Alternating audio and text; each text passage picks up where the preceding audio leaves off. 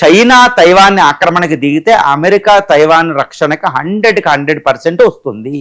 కాబట్టి America China ఢీకొనడం అంటే అది మూడవ ప్రపంచ యుద్ధమే. చైనా పక్షాన వచ్చే దేశాలు అక్కడ నార్త్ కొరియా, రష్యా, తర్వాత ఇరాన్ వస్తుంది, గుర్తుపెట్టుకోవాలి. తర్వాత తైవాన్ పక్షాన అమెరికా వస్తే అమెరికా పక్షాన వచ్చే దేశాలు జపాన్ వస్తుంది, సౌత్ కొరియా వస్తుంది, ఆస్ట్రేలియాలో వస్తుంది, మిగిలిన నాటో దేశాలైన బ్రిటన్, ఫ్రాన్స్లు అక్కడ వస్తుంది. ఎందుకంటే బ్రిటన్, ఫ్రాన్స్లో అక్కడ ఐలాండ్స్ ఉన్నాయి, వాళ్ళకి అవసరాలు ఉన్నాయి. కాబట్టి ప్రపంచంలో అతిపెద్ద పవర్స్ అన్నీ అక్కడ పోరాడుకుంటాయి. తర్వాత ఇండియా మాత్రం న్యూట్రల్ మెయింటైన్ చేస్తుంది, ఎందుకంటే అక్కడ రష్యా ఉంది కాబట్టి అది మనల్ని న్యూట్రల్గా పెడుతుంది. ఇటు అమెరికాకి మనం క్వాడ్ ఉన్నా అక్కడ యుద్ధానికి వెళ్ళాం, మనం తటస్థత మెయింటైన్ చేస్తాం. అంటే తైవాన్ యుద్ధం అంటూ వస్తే చైనా తైవాన్ మీద అటాక్ చేస్తే వెంటనే మూడవ ప్రపంచ యుద్ధం చైనా అమెరికాల మధ్య వస్తుంది. ఎంతటి దారుణంగా ఉంటుందంటే ఈ తైవానీస్ TSMC కంపెనీ అనేది డిస్ట్రాయ్ అయిపోతుంది.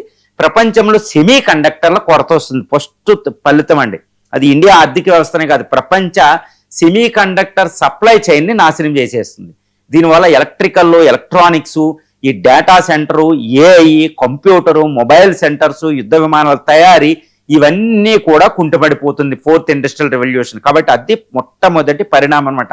ఎందుకంటే ప్రపంచంలో సెమీ కండక్టర్లు 70% TSMC తైవాన్ నుంచి వస్తున్నాయి, అత్యాధునిక సెమీ కండక్టర్ 90% అక్కడి నుంచి వస్తున్నాయి. కాబట్టి ఇటు చైనా ఆర్థిక